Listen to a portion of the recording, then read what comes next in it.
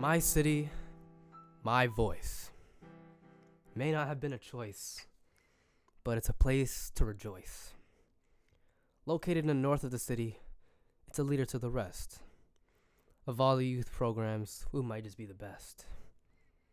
Every year, there's a theme. This year is Duality, a place we can be real or escape reality. It's always been a place of art, whether it's the communities or art when we're apart. Our starting points are scattered, but we find each other in this one spot. All of us together, we really do a lot. But what's really beautiful is our voices. Individual or together, they explain our choices. In school, work, in life. But that isn't it. That was all only a slice of the MCMV pizza. It's a healthy place to be. You can call it nutritious. Everyone around you will be ambitious. But before I get repetitious, come on, join us. It's quite delicious.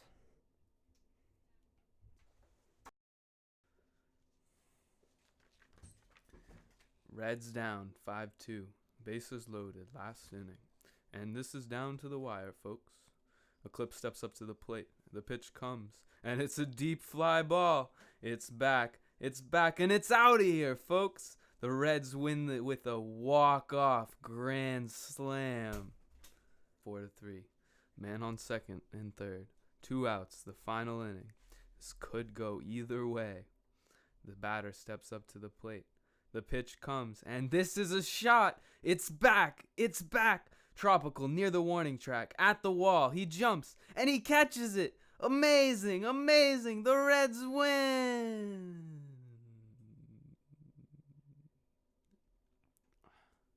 So here's my story.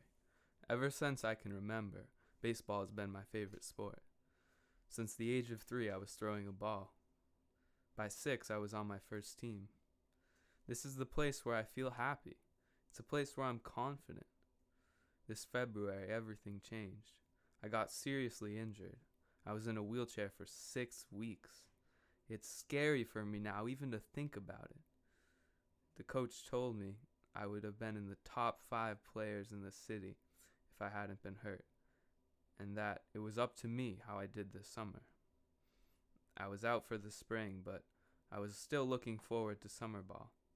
As the new season approached, I was nervous and I was uncomfortable. Everyone else had been practicing all for a year, and although my body had healed, I had lost confidence. In the end, I had to remember what made me happy. So I just played the game that I loved, and I felt good. La mwen te peti man, te toujwa ban man histwa de granpapa. Granpapa mwen te nan travay konya la travay la fe li kapab vin nan When I was Amerike. little, my mother used to tell me stories about my grandfather and how he lived in the United States. My grandfather wanted to bring both my mother and I to America to live a better life. Pou l ka debloke paspan nou. Konya la gen an kote li rive, li vin debloke. Konya la di ti sa. Men kote ya, pou nou refe paspan nou le fini pou nou baye bien baye. Konya la depi le sa, konya la baye bon net apre sa. Nan l'hôpital, yo ba nou peki, yo ba nou baye sa. La sa mwen te pre bon di pou mwen te ven isit paske mwen te kontan pou mwen te ven isit. L'ekol a iti pat men bon men. Chak de zon dan yo toujwa bat moun. Le fin plis ankor pari gen kouan. At the first attempt to getting our passports and documentations, things didn't go well, but my grandfather paid a lot of money to fix all the problems, and next thing I knew, I was getting my immunizations at the hospital. Vin chache nou konya la nou pran machin, yo kontinu, konya la mette nou n'importe. La san te rete pran machin nan bien ta, when nou rive nan repot la. Konya la, tonton pale anglais, pale kriol. Konya la wel ti tout sa nou kapap pou nou ka entre. Konya la, nou fin entre isit la, le fini yo bay tout bay pou nou. Bon, tek nou problem. Everything went smoothly, and I was prepared to leave for Boston at midnight on that Sunday. My family and friends celebrated with us, and we were off. Ki pou bay. Qu'on a là, si nous fait pas de grand pile bail, qu'on a là, nous juste pas passer. Qu'on a là, qu'on nous arrive, tant que ça me que Chanel pour nous garder, pour nous qu'on baille bien. La fini, le demain matin, là, chercher l'école pour moi. Qu'on a là, moi, je ne l'école, moi, t'es besoin de parler anglais en pile, parce que t'es besoin, quand qui ça mouni a dit après ça. Bon, moi, t'es, dans le premier jour l'école, là, moi, t'es pep mal. My uncle escorted us to the airport because he spoke both English and Haitian Creole. The flight went smoothly, and when I got to Boston, I was so excited to be there and to learn English. My uncle that lived here helped enroll me into school. The first day was a little rough because I was scared of being the only one that didn't speak English. Fortunately, I made a lot of friends and had great teachers that helped and tutored me through everything.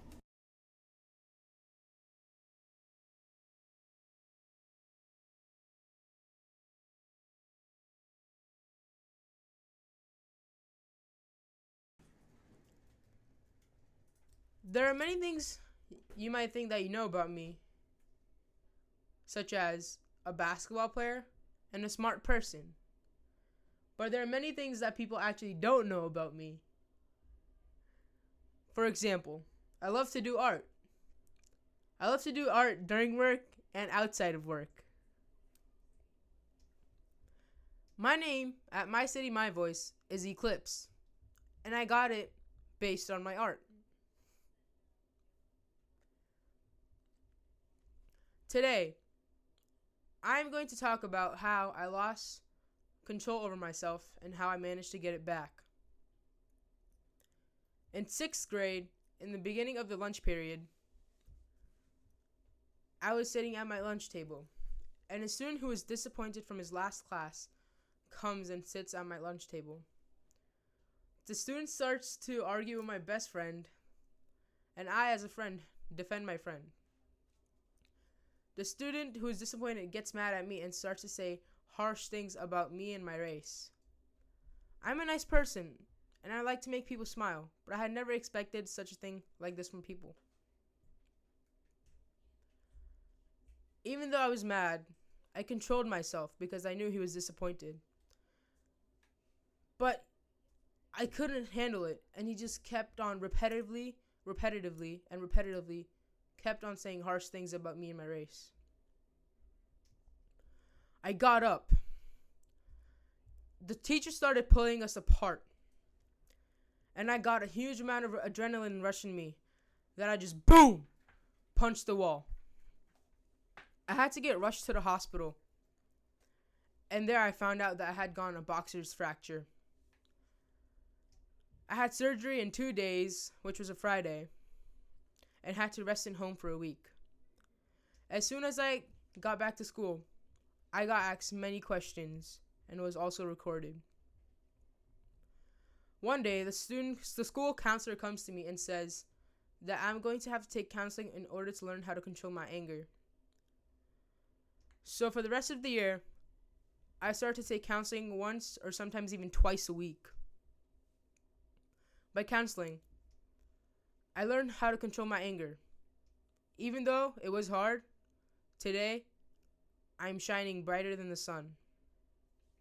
Being 6 years old, living in a white house in the suburbs, I can remember my first day at school. I walk into class and I see that none of these kids look like me.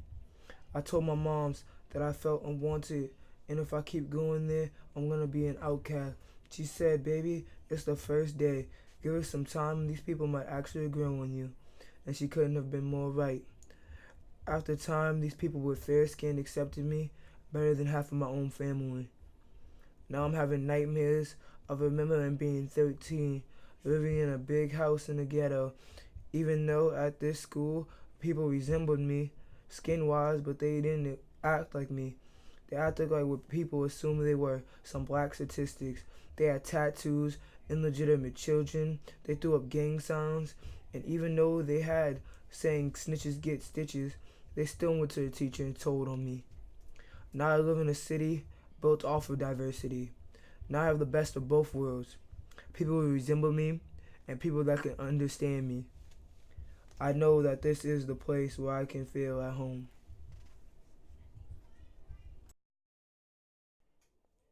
Humacao, Puerto Rico, this is the place where I was born. February vacation came, and my family and I decided to go visit Puerto Rico to see my family again after 6 years. Once I was there, time seemed to fly by, and our last 2 days had come, and it was time to go visit my family before I left. They lived in my hometown, Humacao. As a kid, my mind led me to think that my childhood neighborhood was a clean, safe, beautiful place where everyone was friendly. I don't know if it's because I've grown and become aware that danger exists in the world, or because I had many economic issues, because now I am so fortunate, and as a kid, I really didn't know the world as it was, but I felt like I became a stranger to it. It was dirty, trashy, poor, small, and dangerous. I left happy because I came back, but with a melancholy feeling for what I thought was a place I could call home. Who am I? Who are you? Have you ever wondered who you really are? I mean, who you really are deep down inside. Sometimes when I'm in complete solitude, my mind will go into a loop and I wonder to myself, who am I? What am I? This body that I carry is just a shell, a sarcophagus, if you will. Then my body goes numb. My eyes grow double the size, like they're about to pop right out their sockets. Salty buckets of water blur my vision. I feel like crying. Why? What am I afraid of? Is it me? The real me? Or am I confused and need to be found? I don't know. Maybe this is why I feel this way. Because I don't know.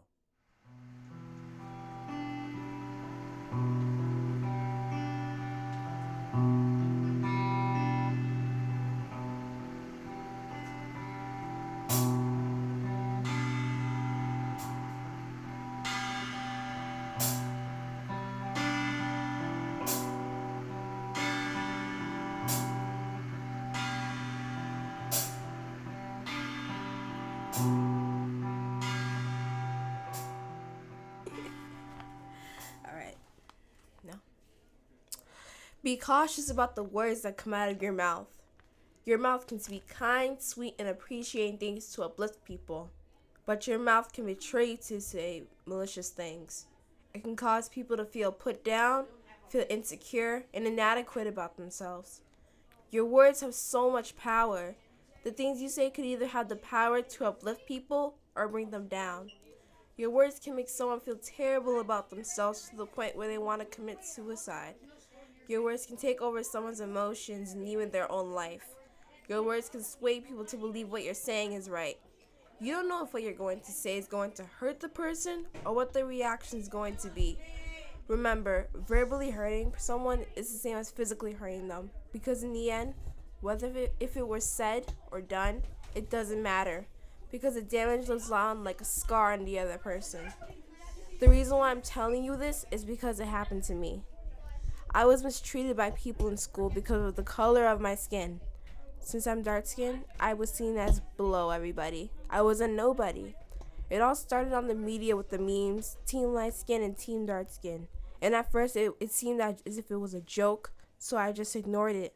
But my school took the meme too seriously, to the point they started saying things like, dark skins should just kill themselves. Dark skins are not worth anything. Dark skins should have never been born. Dark skins are so ugly. Dark skins are stupid. Dark skins should have just stayed in Africa. I began to believe what these people were saying, and I thought there was no point in me being alive. I used to ask myself, why did I have to be so ugly? Why did I have to be the outcast? Why did I have to suffer as being a dark skin? Why could I have not been light skinned? I wanted to bleach my skin when I got older. I just didn't want to have to deal with society anymore. But that's until I watched this video called Dark Girls. And I saw that there are women who, like me, who were going through the same situation, and I knew at that moment I was not alone. I learned that our skin color may be different, but that's what makes us so unique, because we're one of a kind. The color of your skin does not define who you are. It's your personality and the way you treat people, that defines you. Remember, you're not ugly. Society is.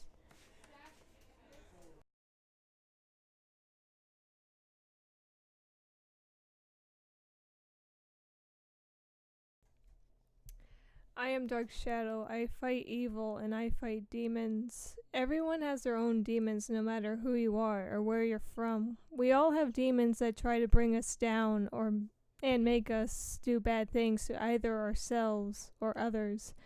I am here to remind you all that you don't have to live in fear. I am Dark Shadow and I fight for good. I bring people out of the darkness and into the light and make them feel safe.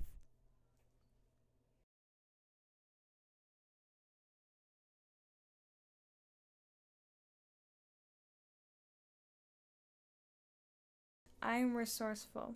I have the key that opens to many doors that leads to horizon paths. I am beautiful. The beauty that's on the outside of my being also truly defines the exquisite soul on the inside. I am fierce. I strike up against those who try to harm the ones I love. I am powerful.